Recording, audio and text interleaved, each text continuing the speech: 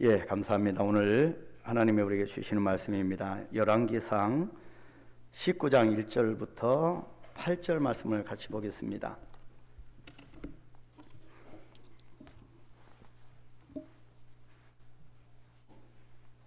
열왕기상 19장 1절로 8절 말씀 우리 찾으셔서 같이 합독하도록 하겠습니다.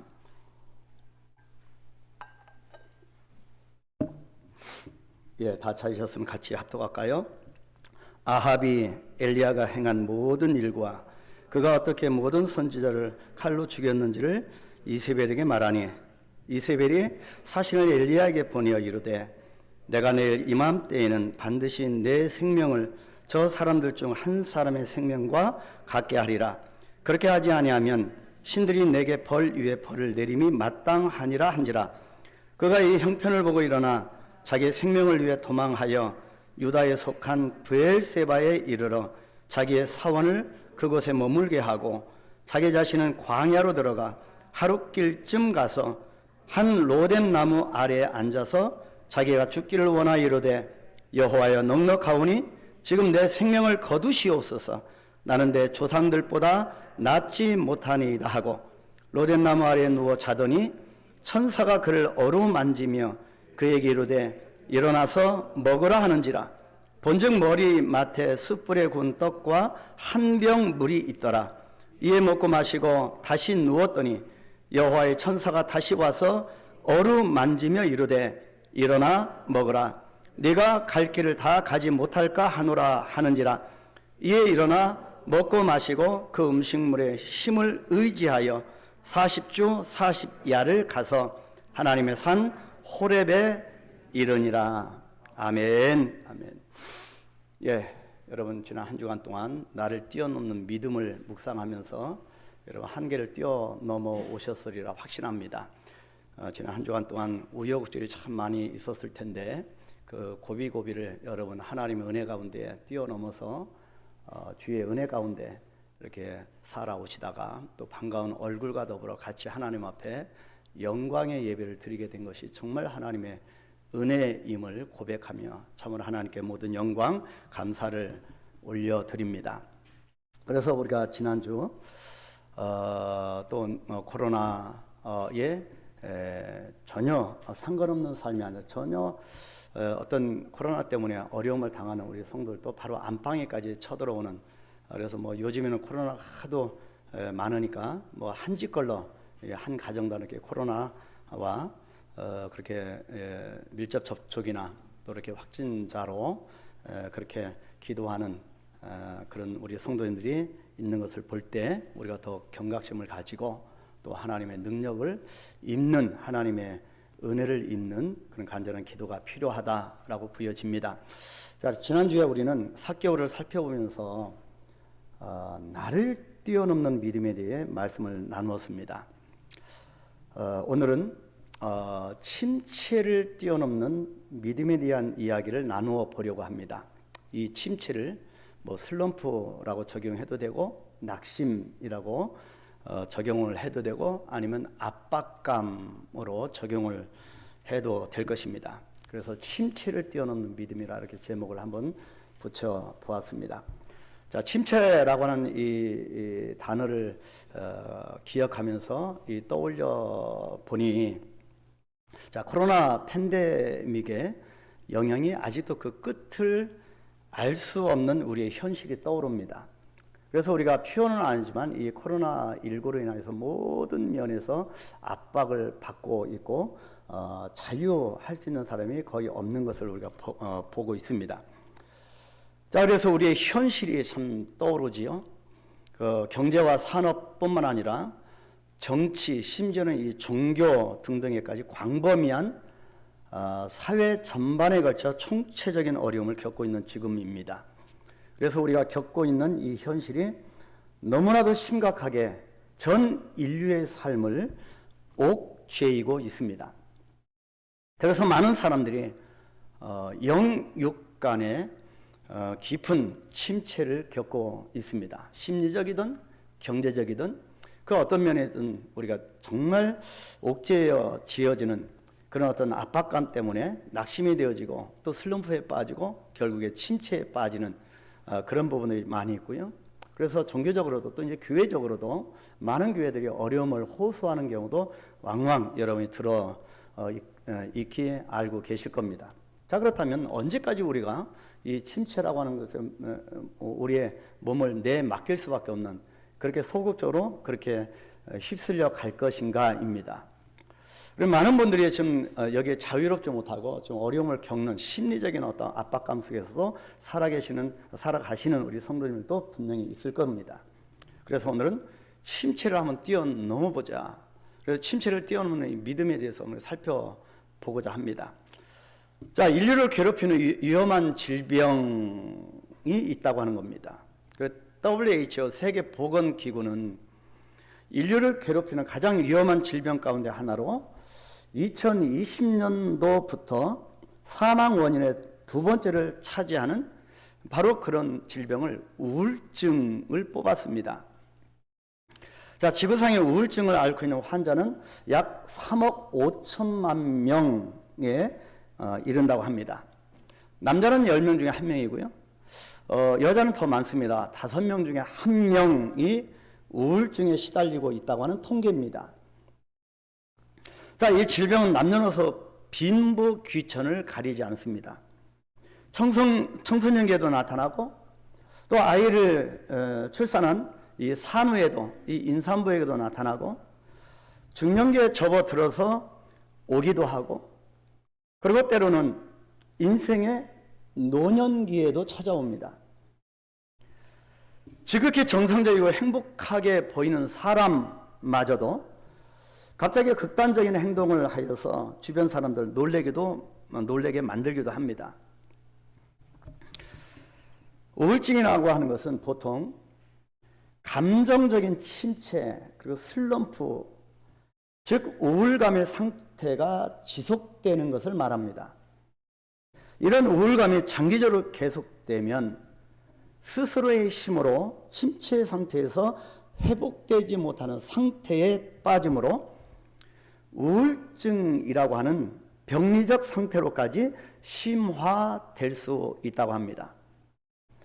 그래서 우리는 이 우울증이라고 하는 것이 그렇게 만만한 것이 아님을 알게 되었고, 오늘날 이 시대를 살아가는 현대인들에게는 이제 마음의 감기라고 불릴 정도로 많아졌습니다.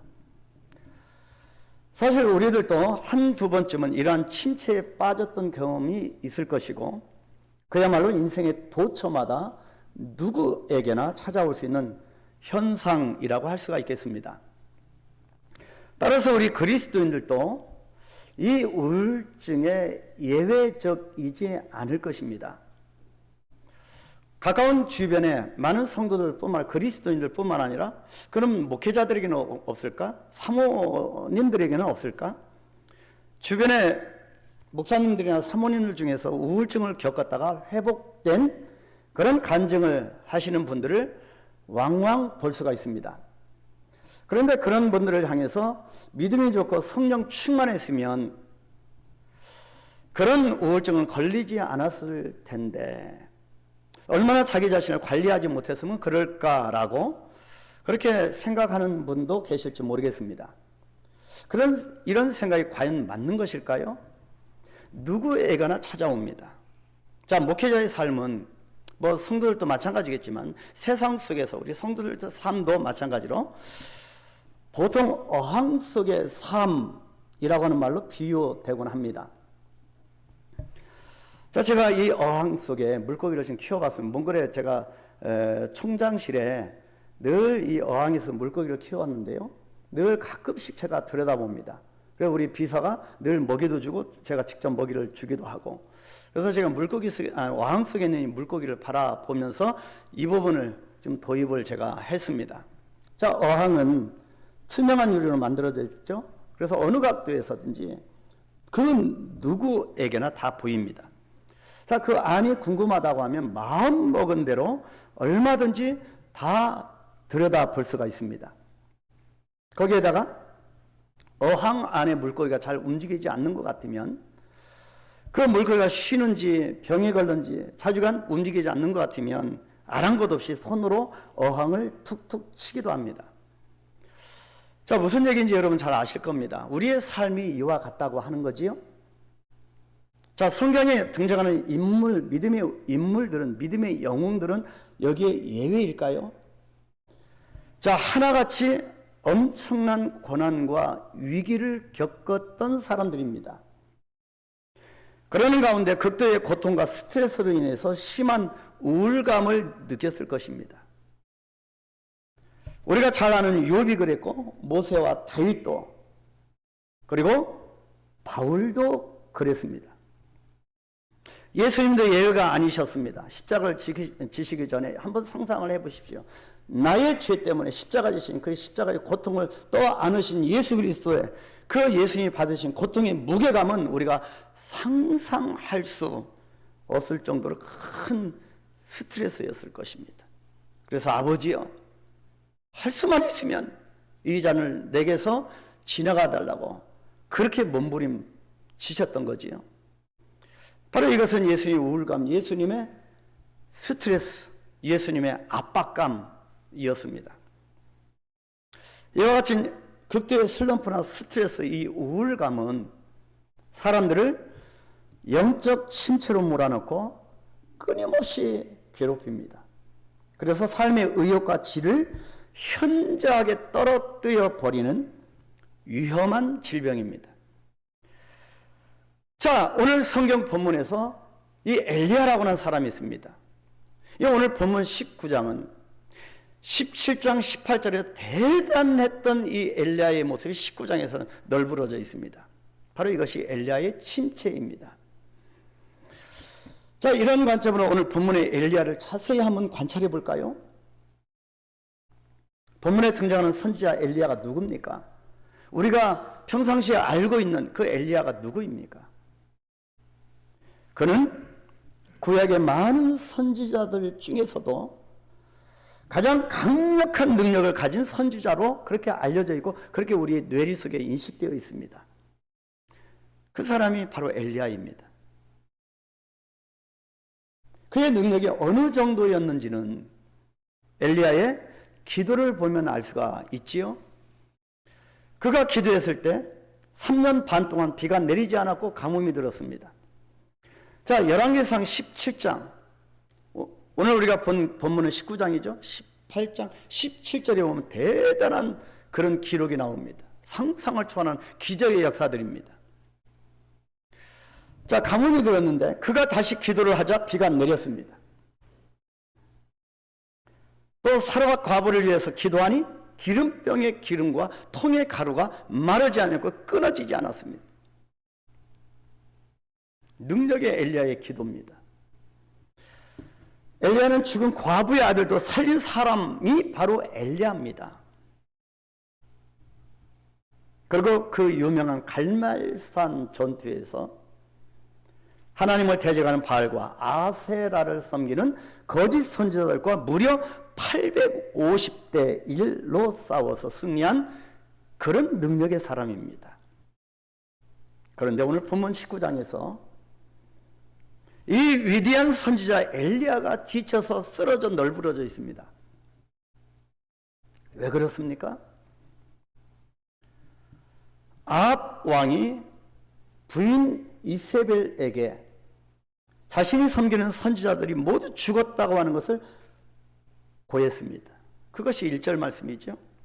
아합이 엘리야에게 행한 모든 일과 그가 어떻게 모든 선지자를 칼로 죽였는지를 이세벨에게 말하니, 남편 아합으로부터 얘기를 다 들은 이세벨이 복수심에 가득 찹니다. 그래서 자기의 사신 하나를 보내서 엘리야를 위협합니다. 그 성경이 2절 말씀이지요. 이세벨의 사신을 엘리야에게 보내 이르되 내가 내일 이맘때에는 반드시 내 생명을 저 사람들 중 한 사람의 생명과 같게 하리라. 이세벨의 말은 너를 반드시 죽이겠다는 말입니다. 너의 생명을 내가 빼앗을 것이다. 그렇게 하지 아니하면 신들이 내게 벌 위에 벌을 내림이 마땅하니라. 그렇게 이 말을 전했습니다. 근데요, 여기 성경을 좀 보니 여기에서 이 사신으로 번역된 이 메신저입니다. 메신저. 자, 이세벨의 말을 전하는 메신저 역할을 하는 이 사신으로 번역된 이 단어의 원어는 작은 자라고 하는 뜻입니다. 작은 자. 별로 주목받지 못하는 자. 그 시대에 별로 영향을 끼칠 수 없는 그런 작은 자입니다. 보통 집안에서 부리는 남종이나 여종 정도로 사환이나 그리고 심부름꾼에 불과하다고 하는 말이 더 맞습니다. 그런데 천하의 엘리야가, 하늘에서 불이 내리게 했던 엘리야가 한낮 이 심부름꾼의 이야기를 듣고 마음이 무너집니다. 그리고 생명의 위협까지 느낍니다. 여러분 많이 본 장면 아닙니까? 예수님이 신문받교에서 이곳저곳 옮겨 다니시고 그 신문받는 그 앞들에서 한 비자, 이 한 여종, 별로 주목받지 못하는 신분의 그런 여종의 너는 예수의 당이라, 너도 예수에 속한 자라, 그런 말 앞에 아니라 나는 예수도 알지 못하고 그 예수를 저주하며 부인하였다고 그렇게 했습니다. 베드로의 모습과 엘리야의 모습이 오버랩되죠. 바로 이것이 우리 인간이다. 그래서 갈멜산에서 가장 남쪽에 있는 브엘세바라고 하는 곳으로 엘리야가 도망을 갑니다. 두렵기 때문입니다.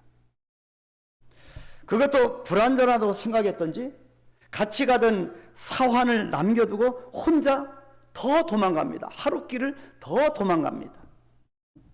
얼마나 인간의 나약한 모습입니까? 그리고 로뎀 나무에 이르릅니다. 우리는 보면 우리 사람은 생각보다 더 비겁한 것 같습니다. 더 두려움에 빠질 때가 많은 것 같습니다. 자, 3절과 4절 상반절에 보니까 그가 이 형편을 보고 일어나 자기의 생명을 위해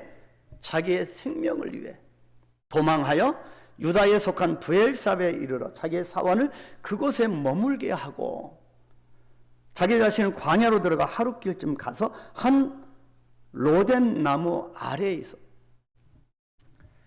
생사의 여탈권은 분명히 하나님 앞에 있다고 우리는 믿습니다. 엘리야도 그랬을 겁니다. 근데 도망갑니다. 생명을 보존하기 위해서 안전한 것으로 여겨지는 것으로 하룻밤 길을 더 도망갑니다. 그 로뎀 나무에 이르렀습니다. 자, 지금 이 모습은 평소 우리가 알던 엘리야와는 전혀 어울리지 않습니다. 실망도 이런 실망이 없는 거죠. 강력한 카리스마를 가진 성령의 사람 엘리야는 지금 어디 있을까요? 과거 우리가 하나님 앞에 정말 뜨거운 가슴을, 열정적인 삶을 누렸던 나의 모습은 어디 있을까요? 그리고 많은 분들이 침체 일로를 그렇게 빠져있는 듯한 삶을 살아갈 때도 있습니다. 그런데요, 더 기가 막힌 장면이 나옵니다. 엘리야의 한탄과 기도가 4절입니다. 자, 4절 하반절에 보니까 자기가 죽기를 원하여 이르되 여호와여 넉넉하오니 지금 내 생명을 거두시옵소서. 나는 내 조상들보다 낫지 못하니이다. 여러분, 지금 현재 이 엘리야의 이 심정에 공감이 되십니까? 얼마 전까지만 해도 바알의 선지자 450명과 아세라 선지자 400명과의 영적 전쟁에서 죽음의 위기도 불사하며 승리를 거둔 기도의 사람 엘리야의 모습과는 너무나 다른 모습입니다. 그냥 죽기를 간하는 거지요. 여기서는 하나님의 사명을 붙들고 열정적으로 나가서 죽 죽기를 불사하며 순교를 각오하는 사람의 기도는 아닙니다.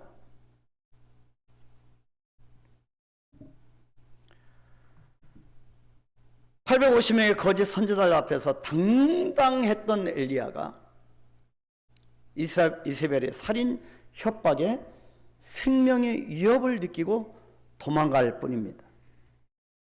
심한 두려움에 사로잡힌 엘리야는 차라리 죽여달라고 하나님께 간청을 하고 있습니다. 깊은 무력감, 이 엘리야의 침체, 엘리야의 절망감이 느껴지십니까? 불안한 겁니다. 하나님이 주신 평강을 잃어버렸습니다. 이 죽음이라고 하는 이 앞에서 초조와 불안감이 엘리야의 평화를 앗아갔습니다. 그리고 내 조상들보다 낫지 못하니이다. 철저하게 자기 열등에 빠져 들어간 모습입니다. 지금 성경이 우리에게 말하고자 하는 것이 무엇일까요? 선지자라고 까불어대더니 기도로 하나님 하늘의 보좌를 움직이는 것 같이 자랑하더니 잘 나갈 때 조심했어야지 라고 하는 것입니까? 물론 아닙니다. 그런데 뭔가 남의 얘기 같지 않다고는 생각이 듭니다. 뭔가 내 자신의 모습 같다고 하는 생각도 듭니다. 엘리야처럼 그렇게 훌륭한 믿음의 사람조차도 자신의 삶 속에서 심지어는 주님의 사역을 하면서 이런 극단적인 우울 증세를 겪으며 힘들어 했음을 볼 수가 있습니다.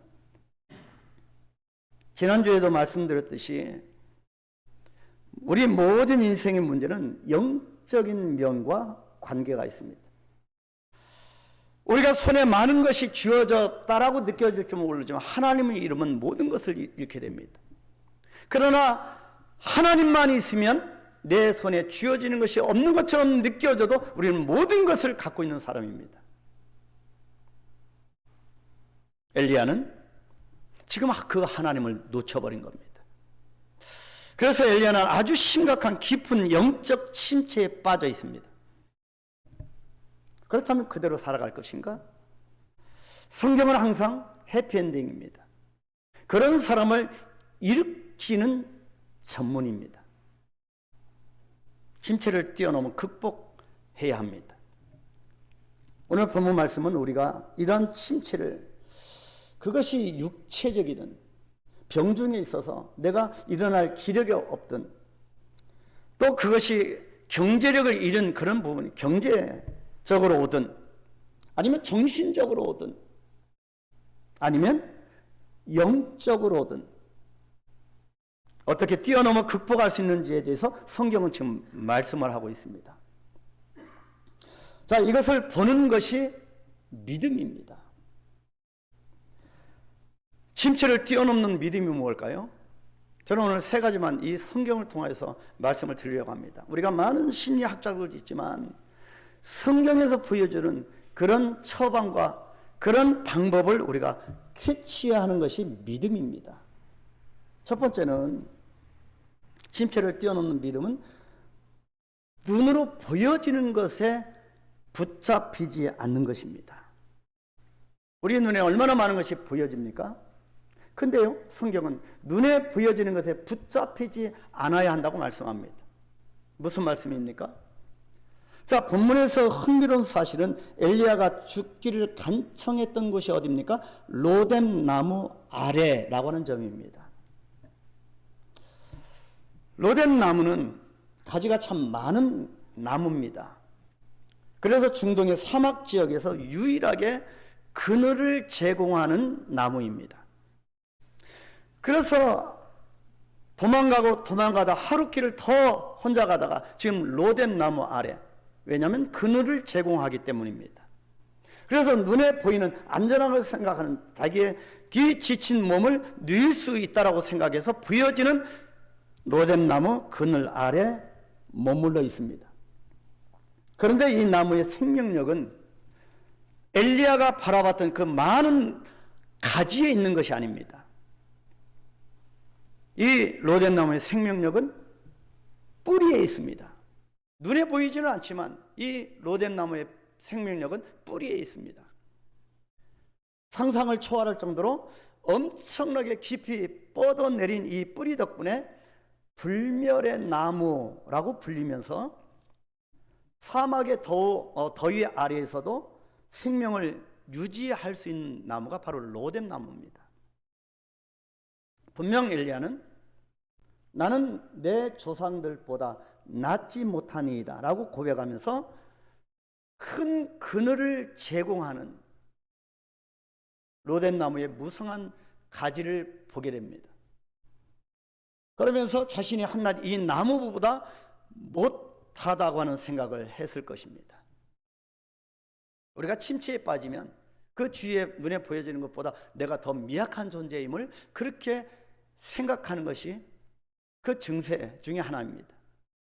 그러나 이렇게 유익한 무성한 가지를 유지하기 위해서는 모래보다 더 깊이, 때로는 아래로 암벽을 뚫고 내린 뿌리가 있었기 때문임을 알아야 합니다.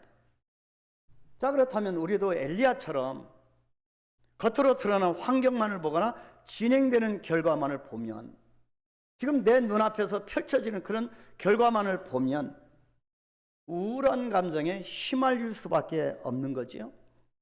믿음이 무엇입니까? 보이는 것들의 증거, 보이지 않는 것들의 증거, 보이는 것들의 실상, 그죠? 그래서 우리 눈에 보이는 것만 다가 아니라는 겁니다. 우리 그리스도인들은 눈에 안 보는 것까지도 보는 것이 믿음입니다. 그렇기 때문에 그늘을 제공하는 위로 드러난 가지만을 보지 말고 내 인생 보이지 않는 곳에 깊이 뿌리를 내리고 있는, 나의 인생을 이 땅에 보내시고 끝까지 동행하시고 깊이 내 인생 가운데 뿌리를 내리고 계신 하나님의 손을 볼 수 있어야 합니다. 눈에 보이는 것에 붙잡히지 않는 것이 믿음입니다. 어떤 환경이 펼쳐지다 할지라도 로뎀나무 아래에서 그렇게 엎드려 있는 이 엘리야, 더 깊은 뿌리를 내리고 이 엘리야를 떠 올려주고 계시는 하나님의 손길이 있다고 하는 것입니다. 우리 인생도 마찬가지입니다. 사실 엘리야에게 찾아온 침체의 원인은 외부적 환경에서 온 것이 아니었습니다. 그렇게 극적인 승리, 850대 1로 승리한 후에 엘리야에게 다가온 것은 보이는 승리였습니다. 보여진 만족감이었습니다. 우리가 어떤 것을 하나 이뤄내면 얼마나 우리가 의기양양해집니까?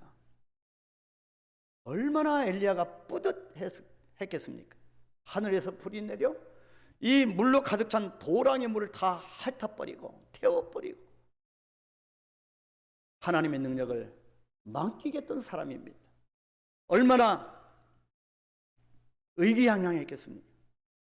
주변의 칭송도 끊이지 않았을 것이고 이제는 고생 끝이라고 생각했을 것입니다. 많은 사람들의 관심의 초점을, 포커스를 내가 받으면서 살아갈 것이라고 생각했을 것입니다. 우리도, 여러분도 젊었을 한때는 왕성한 시절이 있지 않으셨습니까? 근데 그것이 영원히 계속될 것으로 생각할 때도 우리가 있었습니다. 그런데 보이는 것은 곧바로, 눈에 보이는 것은 곧바로 자기 자신을 실망시키고 맙니다. 보이는 것을 추구하게 되면, 눈에 보여지는 것만 따라 추구하게 되면 그 보이는 것에 의해서 자기 자신이 평가를 받게 됩니다. 그리고 어김없이 그로 인해서 나중에 보이는 것에 쫓기는 삶이 됩니다. 항상 보이는 것을 추구하게 되고 보이는 것에 의해서 내 인생이 평가받게 되고 그래서 평생 보이는 것에 쫓기는 삶을 살아갑니다. 그로 인해서 우리의 인생에 압박을 받으면 어김없이 영적 침체가 찾아오기 시작합니다. 그렇기 때문에 여러분의 인생의 성공을 눈에 보이는 것으로만 측정하지 마시기 바랍니다. 내가 지금 얼마를 벌고 무엇을 소유하고 있는지, 내가 지금 현재 어디에 소속되어 있는지, 내 이력서가, 내 그런 어떤 경험들이, 나의 스펙이 얼마나 화려한지 등은 여러분의 진정한 모습이 아닙니다. 우리는 속지 말아야 합니다. 이것들은 그저 겉으로 드러난 것뿐입니다. 우리의 눈에 보이지 않는 더 깊은 속에서는 하나님의 사랑을 받고 있고 하나님의 공급하시는 도움을 받고 있고 하나님의 응원을 받고 있는 사람입니다. 보여지는 것에 붙잡히지 않는 것이 중요합니다. 오히려 우리는 빙산에서 배울 점이 있습니다. 빙산의 일각이라고 하는 이 말은 눈에 드러난 보여지는 것이 일각에 불과하다는 말씀입니다. 자, 빙산은 아주 작은 부분이고 나머지는 안 보입니다.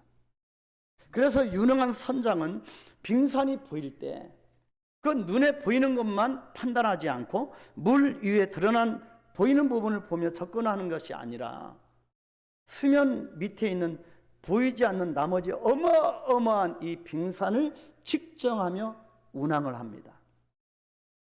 우리 인생도 그렇겠죠? 자, 리차드 포스터라고 하는 영성학자가 있습니다. 이 영성학자인 리차드 포스터는 그에 져서 영적 훈련과 성장에서 이렇게 말을 합니다. 성숙한 그리스도인이 꼭 거쳐야 할 신앙 연습과 훈련은 바로 홀로 있기라고 했습니다. 홀로 있는 겁니다.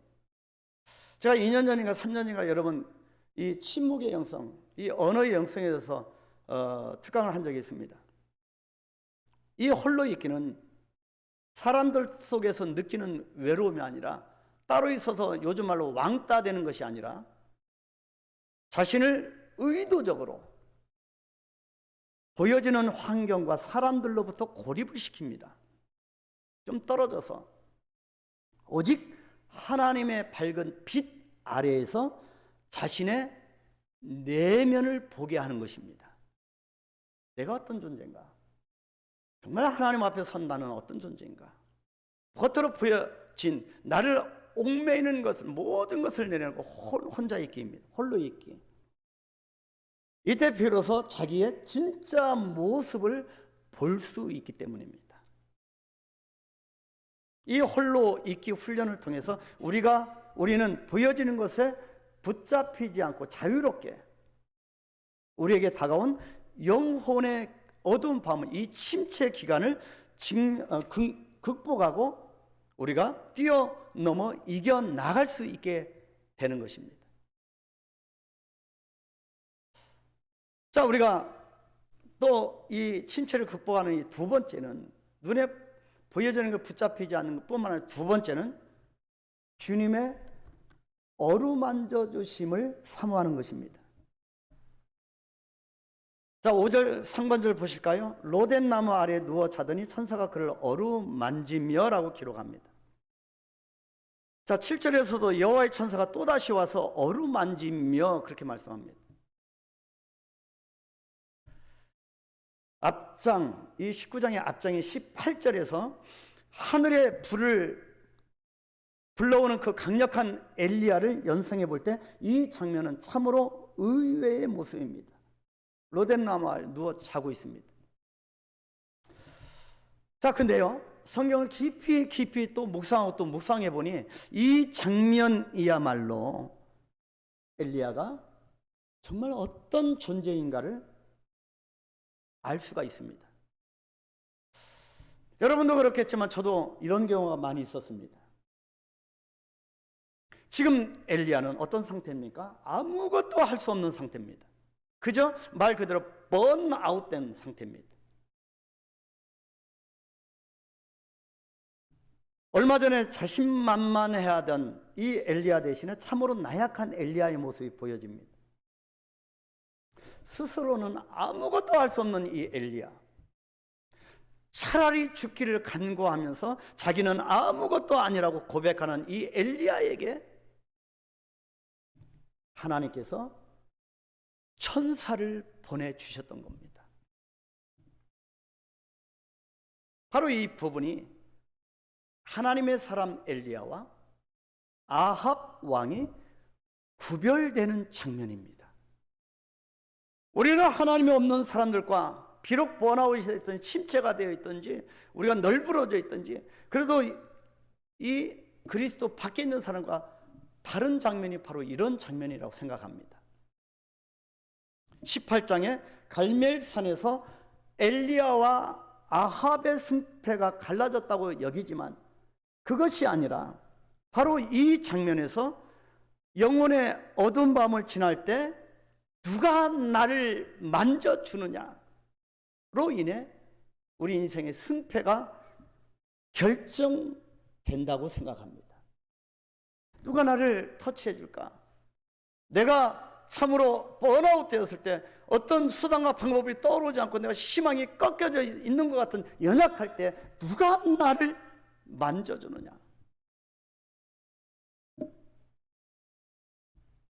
누가 나를 만져주냐에 따라서 어루만져주냐에 따라서 우리 인생의 승패가 갈라집니다. 내가 내 영혼의 어두운 밤을 지날 때 그 누가 나를 어루만져 주는가가 중요한 거지요. 우리가 속고 있는 중에 한 가지가 내가 나를 컨트롤할 수 있다고는 생각입니다. 여러분 자신을 컨트롤할 수 있으십니까? 내가 침체를 극복하고 뛰어넘을 수 있는 갈림길은 누가 나를 터치해 주느냐?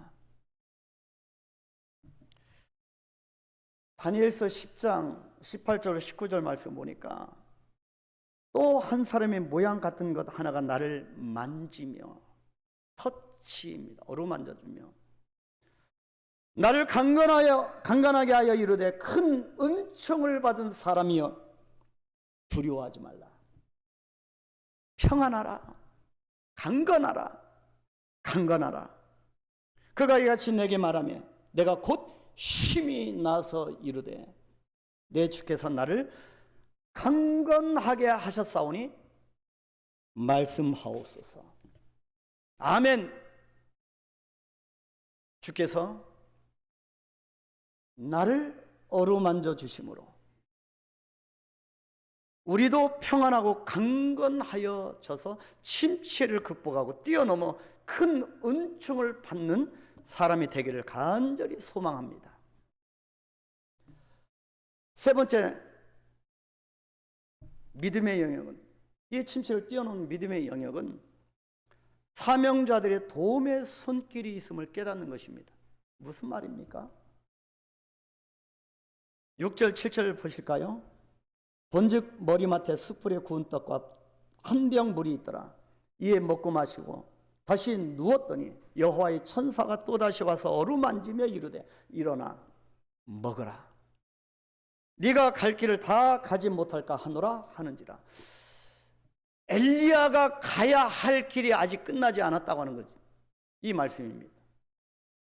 자, 이 말씀을 자세히 들여다보면 누군가의 도움이 있었다고 하는 것을 알 수가 있습니다. 구운 떡과 한 병 물이 왜 있을까? 누가 갖다 놨을까? 여호와 일에 예비하시는 하나님을 만날 수가 있고, 근데 누군가 와서 구운 떡과 한 병 물을 갖다 놓은 겁니다. 이것이 하나님의 마음이다.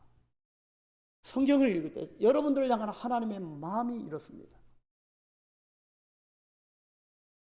이후에 나중에 18장까지 이렇게 18절까지 가보면 하나님과 엘리야의 대화가 나옵니다.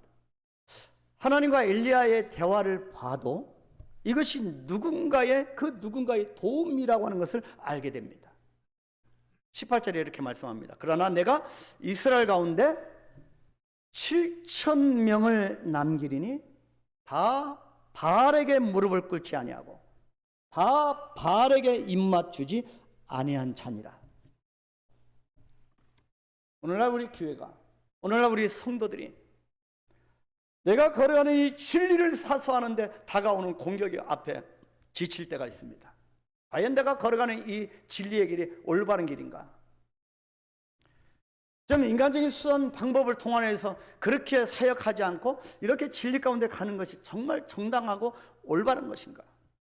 지칠 수도 있습니다. 근데요, 하나님은 그런 엘리야에게 7,000명을 남겨놓으셨다고 하는 겁니다. 지금도 그런 교회를 남겨놓으시고 그런 성도가 있다고 하는 겁니다. 결정적으로 이 말씀은 엘리야를 우울과 영적 침체로부터 건져낸 말씀이 되었습니다.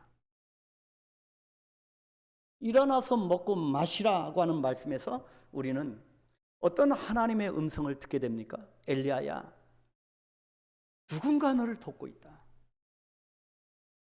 일어나서 가야 할 길을 돌아서 가라. 힘을 내라. 걱정하지 말라. 너의 동료들이 있다. 내가 남겨놓은 바알에 무릎 꿇지 않고 바알에게 입맞추지 않은 하나님의 내 사람들이 네 곁에 있다. 봐라. 이 사명자들이, 이 동료들이, 동역자들이 내 곁에 있다. 눈을 떠서 봐라. 누군가 너에게 이 숯불에 구운 떡과 호리병에 담긴 이 물을 가져오지 않았느냐?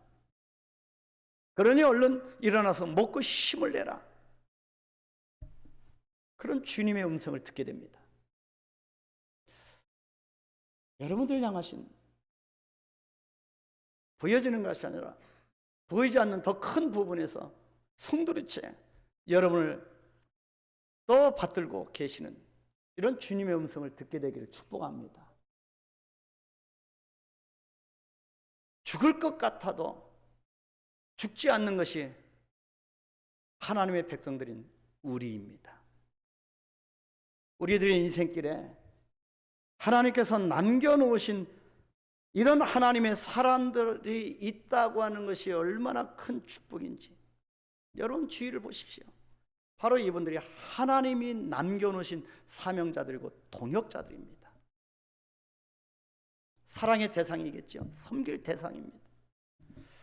그리고 그런 하나님의 사명자들과의 나눔과 동역이 얼마나 소중한지를 우리 모두가 깨닫게 되기를 축복합니다. 그래서 두 번째 아까 보았던 바로 이것은 터치, 주님의 어루만져 주심. 바로 이 세 번째는 바로 쉐어링이며 쉐어하는 것, 서로 나누는 겁니다. 그래서 우리 셀그룹이 중요한 겁니다. 우리는 너무 이 마귀에게 속고 있습니다. 마귀는 오늘날 주님의 교회를, 주님의 몸된 교회를 진정한 나눔이 없고 사랑이 부족하다며 우리 성도들을 오해하게 만들고 중상모략해서 시기 질투로 얼룩지게 만들어 버립니다. 그래서 여전히 인본주의적이고 영혼이 없는 그냥 교회를 기능적인 모임으로 만들어 놓는 것이 사탄의 계략입니다. 그래서 우리는 자기 마음을 열고 정말 기도 부탁할 사람조차도 없이 그래, 인생은 나 혼자 사는 거지. 그러니 내가 나 혼자 나서 해결할 수밖에 없는 거지 라고 그렇게 독백하는 완벽한 자기 침체로 내몰리고 있는 겁니다. 그러나 여러분, 누군가에게 자신의 마음을 터놓는 것은 부끄러운 일이 아닙니다. 바알에게 무릎 꿇지 않고 입맞추지 않은 하나님께서 남겨놓으신 그런 사람들 앞에 자기 자신을 서로 나누는 것은 정말 자기 약점을 드러내는 것도 더더욱 아닙니다. 우리는 너무 꽁꽁꽁꽁 자기를 감싸고 살아갑니다. 우리의 주위를 살펴보면 하나님께서 우리를 위해 남겨놓으신 사명자들이 있을 것입니다. 서로 도움을 구해 보십시오. 서로 그 사명자들과 같이 하나님이 남겨놓으신 그 동역자들과 같이 소리 높여, 같이 찬양도 소리 높여 해보시고,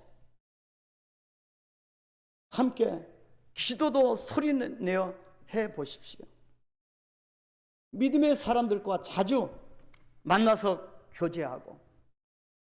여러분, 요즘 세상이 너무 어수선하고 하니까 그리스도인들, 비즈니스 하는 분들도 그리스도인들까지 모여서 같이 사업을 하는 경우도 많습니다.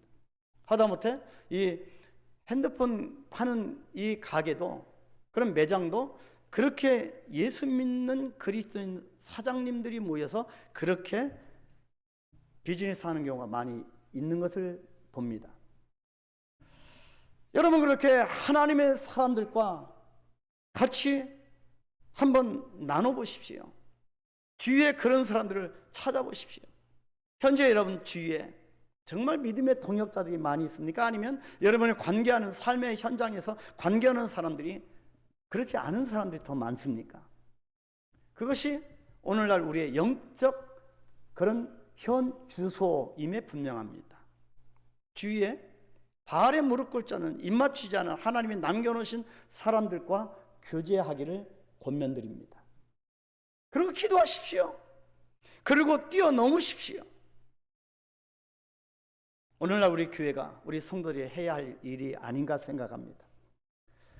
그리고 힘든 분들을, 여러분보다 더 힘든 분들을 찾아가서 한번 살펴주시고, 그리고 이제 3월달을 맞아요. 이제는 날씨가 풀려지고 이제 새싹이 돋아오르는 계절입니다. 여러분, 교회에 오셔서 앞마당에 화단도 한번 갖고 오시고, 저는 5년 전부터 이 화단이 우리가 성도들과 같이 만들어진 이후부터 물을 주면서 이 꽃과 대화를 나눕니다. 나무들과 대화를 나눕니다. 어떤 사람 오면 지나가다가 저 목사가 이상한, 혼자 중얼중얼 거린다고 얘기할지도 모르겠습니다. 그래서 저는 거기서 굉장히 큰 하나님의 위안을, 또 음성을 들어왔습니다. 여러분, 교회 화단도 한번 갖고 보시고, 또 안내위원도, 성도를 예배자로 오는 이 성도들의 발걸음을 영접하는 안내위원도 한번 해보시고, 여러분 코로나가 풀리면 좀 선교지도 한번 방문해 보시고, 하나님께서 그곳에서는 어떻게 역사하시는 걸 보시고, 우리가 어떤 필요에 의해서 대출을 일으킬 때도 있죠. 근데 여러분, 선교지를 방문하기 위해서 대출을 일으켜서라도 선교지를 방문해 보십사 하고 권면드리고 싶습니다. 그리고 믿음의 선한 일에 적극적으로 한번 동참해 보십시오. 그러면서 믿음의 동역자들과 사귀면서 서로 힘을, 에너지를 공급받으십시오. 결국 우리는 사명자로 살아갈 때 침체를 벗어날 수가 있습니다. 아직도 갈 길이 있기 때문에 일어나 먹고 마시라, 그런 도움의 역사가 공급하는 하나님을 만날 수가 있습니다. 일어나 먹고 마시고 힘을 내시기를 축복합니다. 정말 사랑하는 성도 여러분, 하나님께서 맡겨놓은 정말 신실한 나의 양떼들이여, 더 이상 로뎀나무 아래에서 눈에 보이는 무성한 가지만 바라보고 침체에 빠지지 마시기 바랍니다. 지금 여러분들이 겪고 있는 그것이 육체적이든 감정적이거든, 또 정신적이거든, 영적이든, 아니면 이 모든 것들이 한꺼번에 다 닥쳐오는 상황 속에 있는 것이든, 낙심하거나 무기력하게 절망하지 마시기 바랍니다. 다가오셔서 우리의 속 사정을 다 아시고 어루만져 주시며 일어나 떡과 물을 먹고 마시라고 하는 주님의 세미한 음성을 들으시길 바랍니다. 삶이 힘드시지요? 표현을 안 했지만, 내가 예수님을 오랫동안 믿으면서 표현을 안 했지만 지금 자금의 이 시대 앞에서 얼마나 여러분 힘드십니까? 우울한 사건들과 낙심케 하는 상황들이 나를 엄습해 옵니다. 그럴 때 주님의 세밀한 음성을 들으십시오. 침체의 시간은 절망의 시간만은 아닙니다. 저도 많은 것을 경험을 해봤는데 결국 느끼는 것은 침체의 시간은 도려내고 싶은 실패의 시간, 그런 절망의 시간만은 아니라고 하는 것을 깨달았습니다. 하나님을 정말 만날 수 있는 기회이기 때문입니다. 때로는 너무나 벅찬 우리 인생의 무게를 하루하루 견디면서 주님의 도우심을 구하는 여러분들에게 시편 기자가 들었던 하나님의 음성을 들려드리면서 오늘 말씀을 마치도록 하겠습니다. 여러분 모두 침체와 슬럼프를 뛰어넘는 믿음을 소유하게 되시기를 축복합니다. 우리 한번 시편 2편 7절 큰 소리로 한번 고백하겠습니다. 여호와께서 내게 이르시되 너는 내 아들이라 오늘날 내가 너를 낳았도다. 다시 한번 고백할까요? 여호와께서 내게 이르시되 너는 내 아들이라 오늘날 내가 너를 낳았도다. 우리 한번 기도하겠습니다. 깊이 한번 묵상해 볼까요? 이번 한 주간 동안 이 부분을 한번 묵상해 봤으면 좋겠습니다. 내가 어느 부분에서 침체해 있는지, 어느 부분에서 내가 슬럼프에 있는지, 어느 부분에 내가 압박감이 있는지 하나님 극복하여 뛰어넘게 하옵소서. 한번 제가 두 가지 질문을 드리겠습니다. 이 부분을 깊이 묵상하시고 또 일주일 동안 이 부분을 묵상하시고 또 여러분 셀 원들과 한번 나누어 보았으면 좋겠습니다. 첫 번째가 나는 또는 당신은 육체적이든 감정적이든 혹 영적이든 깊은 침체를 경험한 적이 있습니까?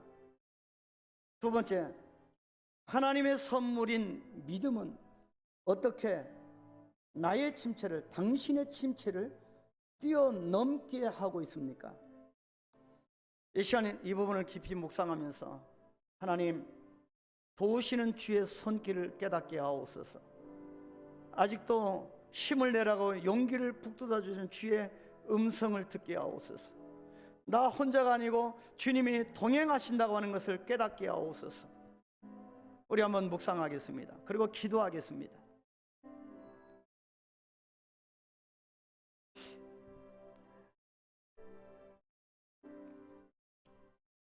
주여 아버지,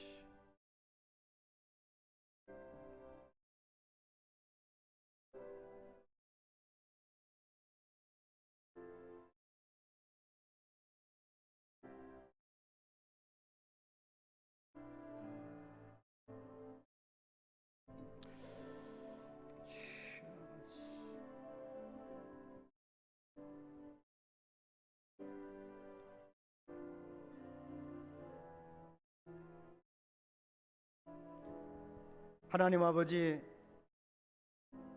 예수 그리스도께서 내 영혼을 감싸시고 이끌어 가시는데 왜 자꾸 우리의 마음에 엘리야처럼 평강을 빼앗기는지, 왜 우리 자신이 지치고 그렇게 로덴 나무 아래서 그렇게 시리에 빠져 있는지,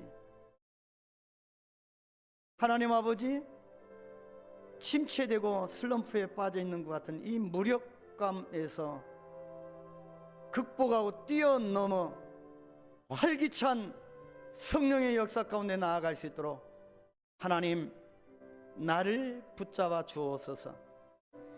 코로나가 휘감고 있고 모든 사단의 전략들이 나를 거꾸로 들이고 이 시기 앞에서 하나님 아버지여, 하나님을 붙들게 하옵소서. 주님의 어루만져 주심 온 영혼으로 느끼게 하옵소서. 그리고 깊이 하나님의 밝은 빛 앞에서 나를 조명해보고 참된 내 자아를 찾게 하옵소서. 그래서 흔들리지 아니하는 그런 발걸음이 되어서 하나님이 원하시는 발걸음을 계속 달려갈 수 있도록 축복하여 주시옵소서. 이번 한 주간 힘을 얻는, 일어나 먹고 마시는, 그래서 다시 용기를 얻는 귀한 한 주간 되게 하옵소서. 예수님의 이름으로 기도하옵나이다. 아멘. 예.